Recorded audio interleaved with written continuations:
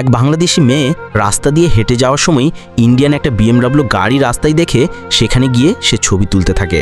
ঠিক তখনই সেই গাড়িটির মালিক ইন্ডিয়ান মেয়েটি এসে বাংলাদেশি মেয়েটির চুল ধরে টানে এবং তাকে ভীষণভাবে অপমান করে বলে, কত বড় সাহস, যোগ্যতা ছাড়া আমার গাড়ি কি স্পর্শ করিস?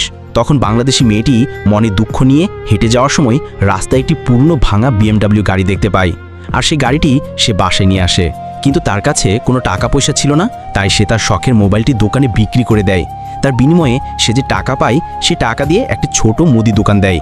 একদিন এক ধনী লোক তার দোকানে এসে সকল মাল বেশি দাম দিয়ে কিনে নিয়ে যায়, আর সেই মেয়েটি অনেকগুলো টাকা পেয়ে খুশি হয়ে যায়। সেই টাকা দিয়ে সে যন্ত্রপাতি কিনে আনে এবং গাড়িটিকে মেরামত করে একেবারে নতুন BMW গাড়ি বানিয়ে ফেলে। বাংলাদেশি মেয়েটি রাস্তায় সে গাড়িটি নিয়ে বের হলে ইন্ডিয়ান মেয়েটি তার গাড়িটি দেখে জোরে জোরে হাসতে থাকে এবং বলতে থাকে, এসব পুরনো গাড়ি পুরনোই থাকে। তখনই বাংলাদেশি মেয়েটি রেগে যায় এবং দুজনে মিলে একটি বড় রেসের আয়োজন করে। প্রতিযোগিতায় কি জিতবে তার দায়িত্ব তোমার হাতে।